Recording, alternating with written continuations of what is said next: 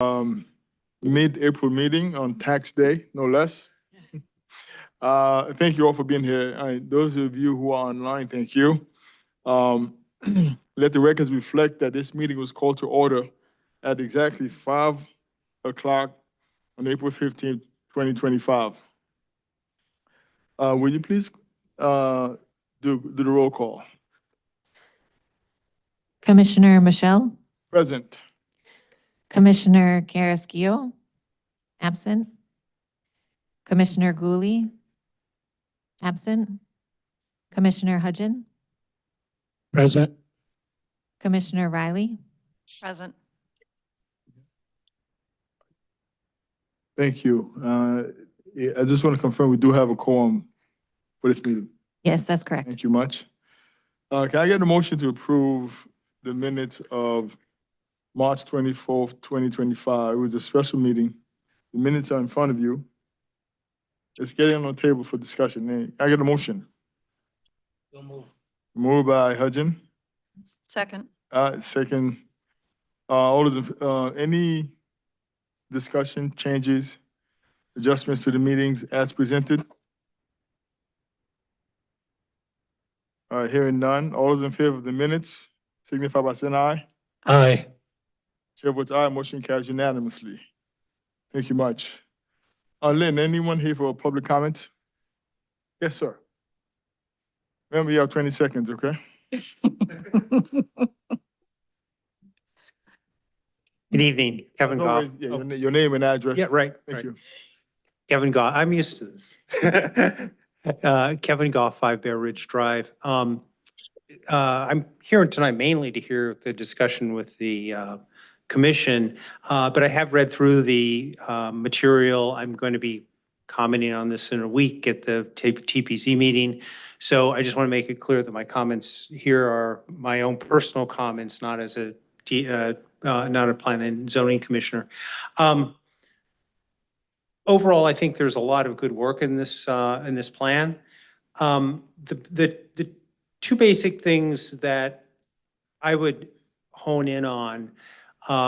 One is the comment that was made at the public forum when I think it was back in February. David Liupa made the comment that one problem with any issue surrounding the town center is the town center is largely, you know, it's a place of commerce right now, or we would like it to be anyway. But it's largely, it is, in that respect, it's a public space. And I think one of the issues that is going to be raised with all of this is going to be restoring, you know, increasing the green. I don't think anyone has a problem with that. In fact, I think people are very hopeful of that. I certainly think restoring commerce, restoring the type of commercial businesses, especially small scale mom and pop businesses in the center of town, everyone is in favor of that. I think the hardest part is going to be the comments about apartments. Not that I think everyone agrees with the general idea of to get an active and walkable downtown, you need to have more housing downtown. But we've seen that already happen largely in residential areas that have been converted to multifamily. So I think one of the questions is going to be how much multifamily or how much more residential will the center hold? And I think that's something that we need to take up ultimately in the plan of conservation development too. So I think that's going to be an issue. I think too, the other thing with density in the town center, this is a higher comment. I think it's good to have density in the town center. I think though we aren't doing the other piece of that, which is restoring lack of density to the other outskirts of town. So if we're going to have a strategy to increase density in the center, I think we also need to combine that with less density outside. That's my main comment. You know, I mentioned to Mr. Poland at the public forum, I'm assuming this plan is a plan. And we come up with a plan, but then as it's executed over some length of time. I don't think it's going to happen overnight. Clearly, there could be some variation. So I would also ask the commission to make sure that, we have enough flexibility that at the end of the day, we can, we have something in mind, but that can change. Thank you for your time, and I'm interested to hear the discussion. Mhm. Thank you very much. Anyone want to comment about what you just heard for the record? No? Thank you much. Mr. Chair, I think we have one more public comment. We do, okay. My apologies. Joe? Yes. Joe, you have 10 seconds, all right? Cutting you in half. I'm gonna be sitting up here for like 4 or 5 hours, so I said, thank you. Joe Merritt, 31 Woods Road. I am very happy about what you guys are doing, and I think you're doing a wonderful job. I should say that. But I have a couple of questions. One is, I'm getting questions from everybody on this fund that we're set up, and I'm hoping that maybe you can shed some light on that I haven't heard. Now, my understanding is the main reason for that fund is so we can go after more money, because the 4 million we put in there is not enough to do much. And I don't believe it's intended to be used. I guess the council has a decision on this, but it's not intended to be used on anything minor. Like if we not putting your lights up or anything during, there are things we'd like to do right away, but those come out of the current budget, not this. This is a war chest for financial, for economic development, I believe, unless you correct me. Now, I'm not sure you guys are fully up on that either, but I would like to do some things right away. Like I would like to dead end Wittenberry. Block it off. And that would solve a lot of the traffic problems that state's having. They can't decide what to do with the center of town intersection. And I think solving that problem should come before we start doing much building. I think so we could initiate that. And as you've heard from me and several other people have, I just like to do that right now. And I don't think it affects anything else. So I'd love to hear your opinion on that and whether you support that kind of priority. I'm hoping that the state puts in a roundabout, but whatever they do, getting that into just a two-way intersection instead of the complications they have with Wittenberry would be a great solution, and it would get us well on. The second concern I have, I guess I expressed it, is the $4 million that we put in there, I think is meant to attract reserves, state grants. I don't know if you're going to give us any, but we're going to apply for grants. And if you put up $4 million yourself, you have a much better chance of getting some. So I've heard from people. And so that mainly is the reason for doing it. It's as you know, is not something we intend to spend right away. It's put up there in order to get grants or get more money, because $4 million by itself won't do the whole job. We know it's going to be more than like double that. And so I hope I understand what the use of that fund is for. I don't know who, the mayor whispered some things to me about it, but it's supposed to be a decision by the council, but I eventually it will be, I think. But that's about all I had. I just wondered how you felt about things like doing some of these things right away that should not involve the fund, and how it would affect the rest of the action. Thank you. Thank you. Joe, you said you had two things. Yeah, I counted 3 or 4 things. So you might get back to school and learn how to count, man. But thank you, Joe, for your comments. Anyone want to respond to Joe's question? Yeah, I could. I think based on the phasing of the project, that might come into play. When they do it, that might be an access for when they're building the whole project. That might be an access point. So too early might not help the situation. You might have to do it in phases.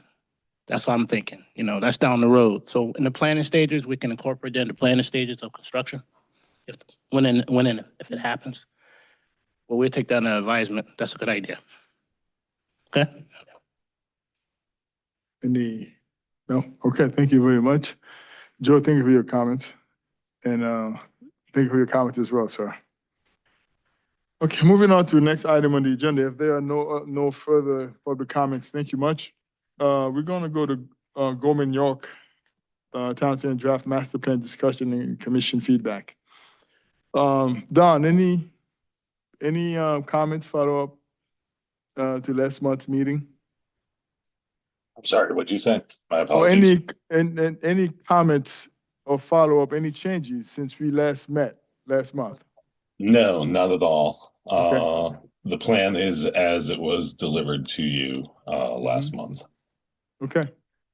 Thank you much. I'm gonna look to my colleagues if anyone has any questions. I did have one item.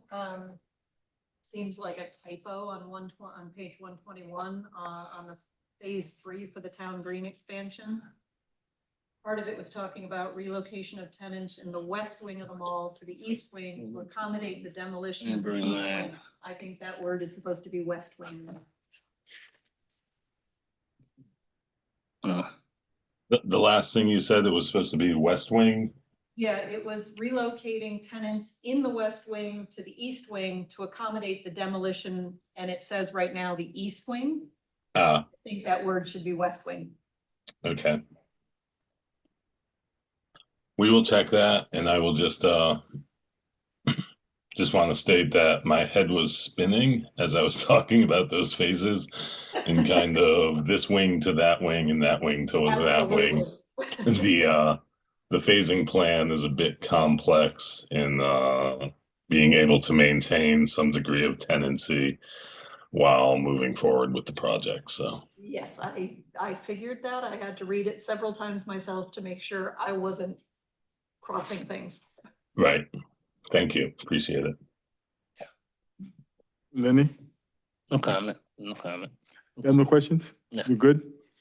So I guess, Don, my only concern, and this matches up with Joe's concern, financing of this massive change for the town center.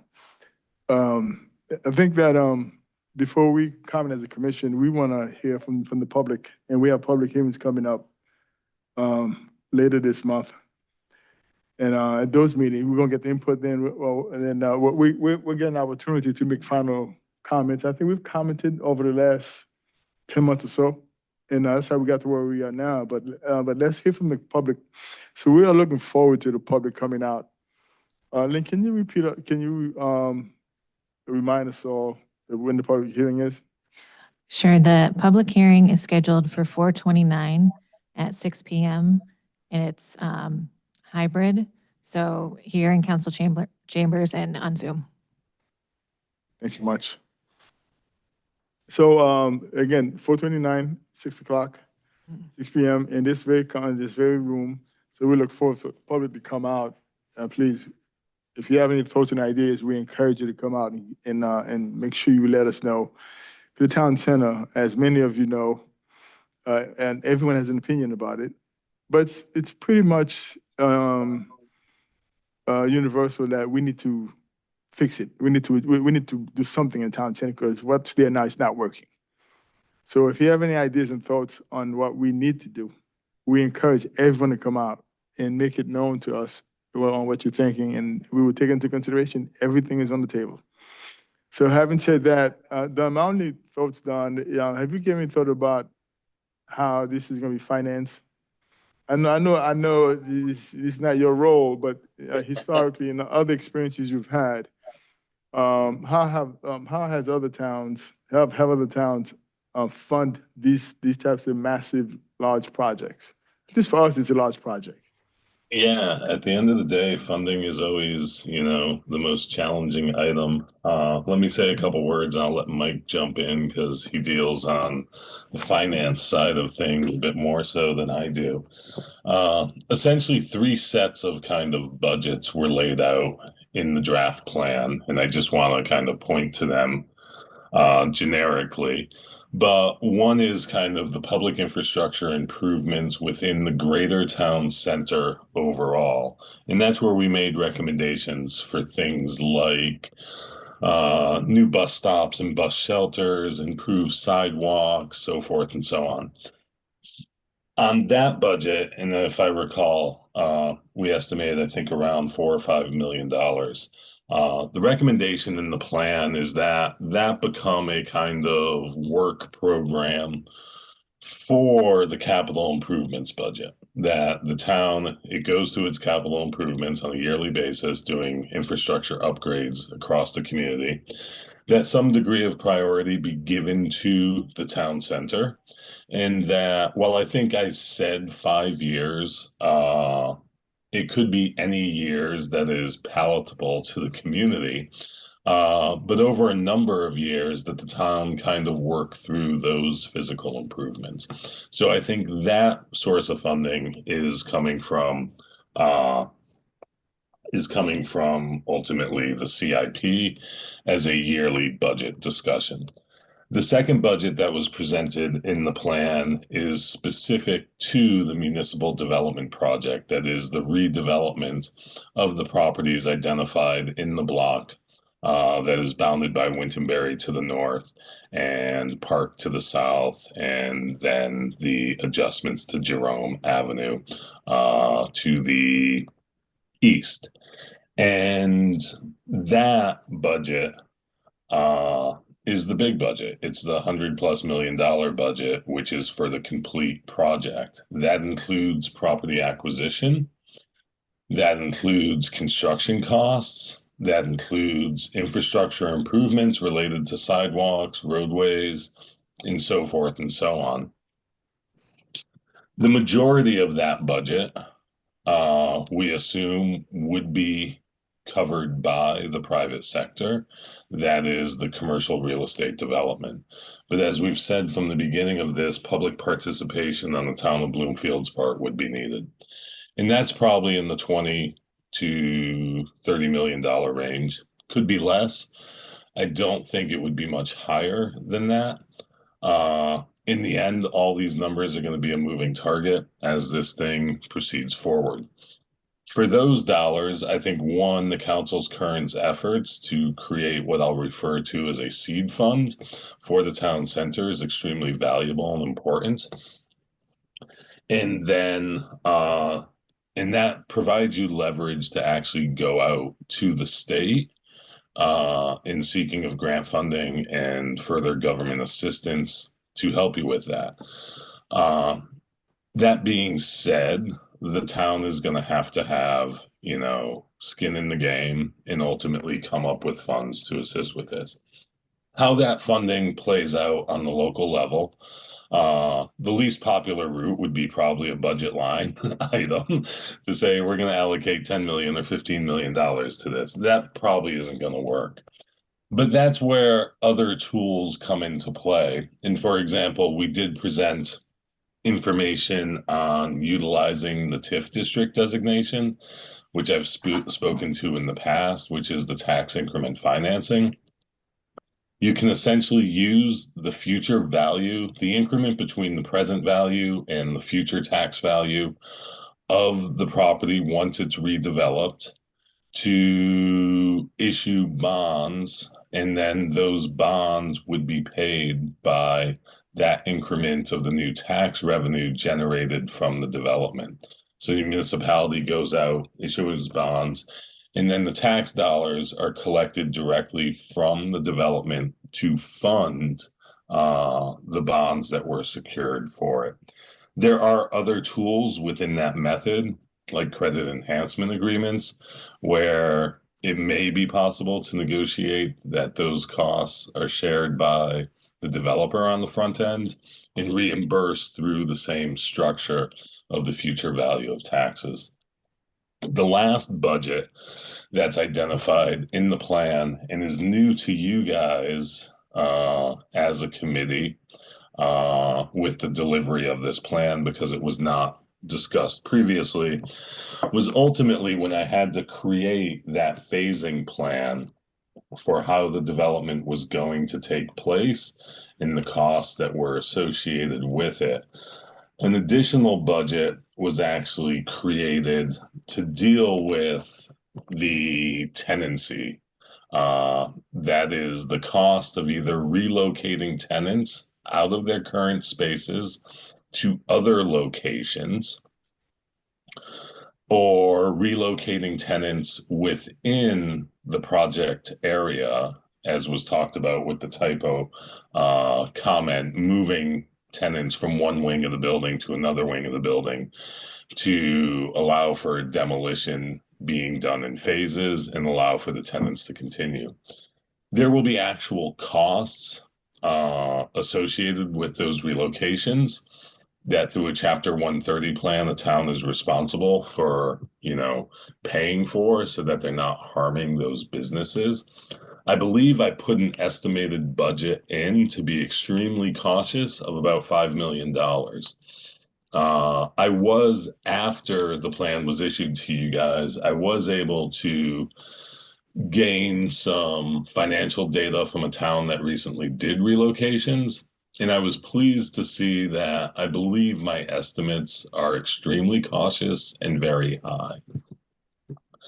That being said, in the construction cost budget for the total project, we did also allocate tenant fit out costs. They're not typically included within a large, construction project like this. But since we knew or we anticipated there would be relocation costs and there would be some fit out of spaces, we actually allocated dollars in that overall budget in the construction dollars to deal with fit out. So I think some, if not most, of the relocations, or at least the tenant fit outs related to the relocations, could be absorbed into the bigger construction budget. But once again, that will be yet to be seen at that point in time. So with trying not to go into too much further detail, let me just ask Mike if he has further comments and thoughts at this time. Well, that's a good summary, and I think the timing of your question is good. I think you have to break the project or the work down into different phases. Typically, there's an acquisition phase where a community is acquiring property that's been identified for potential redevelopment. So there's a cost related to the acquisition, and that's not just buying it, that's all the legal work and so on that has to be done, and to some degree, other things like appraisals and so on. And then following an acquisition, typically we see some demolition work done, and oftentimes some kind of environmental cleanup. It could be simple, it could be complicated, but when we're budgeting for it, we budget for the demolition, and we also put a budget in for any environmental cleanup. And then the third component at this stage is sort of understanding and usually upgrading the existing infrastructure. So that's everything from water lines to storm sewer and sanitary sewer lines to utilities to sidewalks and changes to the road systems that service a given site and so on. So acquisition, demolition and cleanup, and then infrastructure work that needs to be done. And we have a few examples of how that's been done around Connecticut. The Showcase Cinema site over in East Hartford is a good one. The town of East Hartford bought that site, the Showcase Cinema site, and did the things that I just described, demolition and cleanup and so on. And they're going to provide some funding for infrastructure. Beyond that, then it gets into the actual development and construction of the project. And as Don mentioned, a lot of that funding is going to come directly from the developer of whatever gets put on a given site. But in virtually everything we've worked on in Connecticut in the last, 5 or 7 years probably, there's been some level of public participation and, in other words, municipal participation. And that's where this gets a little more complicated. Don mentioned a couple of mechanisms by which a municipality can assist in getting a project that they're interested in seeing done, and assisting to get it to the point where it's financially feasible. And it's things like tax increment financing and some of the things you're familiar with, like tax abatements and credit enhancement agreements. reductions in building permit fees. That's one that we see increasingly as if the project is a larger project. Anything along those lines that can help make the numbers, the financial numbers for the given project work. So on the funding side, I mean, for the acquisition, demolition, cleanup, and infrastructure, there's a fairly wide range of potential sources. We right now, of course, we have a Capital Region Development Authority that provides low-cost loans, and the governor just maybe a year and a half ago formed what was initially called the Municipal Redevelopment Authority, basically structured along the lines of the CRDA, but I guess I think they've actually changed the name now from Municipal Redevelopment Authority to the Connecticut Redevelopment Authority. So that we assume that eventually as that gets up and running, the intent of the Connecticut Redevelopment Authority is to sort of parallel the success of the Capital Region Development Authority in providing mostly infrastructure financing through low cost or low interest subordinated loans. And I mean, it's a good way to do it. There's been a lot of infrastructure and acquisition funding done. Those first three categories I mentioned: acquisition, demolition, and infrastructure work. And again, you can point to the work being done or about to be done at Showcase Cinema for all those categories, and for the acquisition of the Silver Lane Plaza property and the demolition and environmental cleanup related to that. So that's all coming out of CRDA. Bloomfield doesn't have a specific allocation for CRDA, but I think as the Connecticut Redevelopment Authority gets up and running, it's going to be a potential avenue of funding. There's also a potential for an allocation through the Urban Act. It's done essentially at the discretion of the governor's office and on OPM. Additionally, you can get a specific allocation from the state budget that would be part of the state's capital plan for development. That's a bit of a process. Of course, your local representative has to propose something, and it's got to work its way through the legislative process. You're all familiar with SIF funds, Community Impact Fund grants. That's what Enfield is using to help fund the redevelopment of the old Enfield Mall property. And then the last one that comes to mind is most recently, the governor announced what he called the Grayfields program. And that's an initial funding round, as I understand it, of $50 million in the biennial budget, so $25 million a year. And that was just proposed recently. It'll probably make it through the legislative process and become real, I would guess, in this session. So, obviously there's going to be a lineup of municipalities that are looking to tap that funding for various projects. But anyway, I hope that's not overly complicated, but this stuff does get a little bit complicated. You have to tie the source of the funds to the specific use. So by way of example, CRDA funds infrastructure and acquisition. We use TIF to fund development or tax abatements to help fund development. So, there are a variety of ways. And as this work in Bloomfield goes along, I mean, we're going to spend a lot of time talking about this because at the end of the day, that's what makes these things, finally come to fruition, is getting the funding lined up. And I think certainly the leadership of Bloomfield has been proactive in having conversations around, what are the possible sources of funding. And as we go further, I think those conversations certainly are going to continue. Yeah. Thank you, Mike. Any questions at all from my colleagues? Move forward about funding, which is probably the biggest stumbling block that we're going to come across. How do we pay for this? Yeah, it is and it isn't. I mean, it can get really complicated, but we've been successful in the communities. We know of a lot of communities that have been successful. It would be easy to get discouraged in this process, but you just can't. You just got to keep working on it and looking for wherever you can go for funding. So, Yeah. Well, Mike, I wasn't commenting from a negative perspective. I'm saying no, that I know. we just got to work through this because this is Yeah. going to happen one way or the other. Right. We've been I talking about agree. this long enough, and money is not going to be the reason why this doesn't get done. Right. I We're agree. going to come up with the money. All right. So Yeah. we're going to be okay. Yeah. I think there's an excitement, there's an urgency to get this thing moving. And as the mayor has been very aggressive, if you will. And let's Yep. get the ball moving, and we are ready to go. We've been doing this for about a year now. We Right. started March of 2023. I'm 24.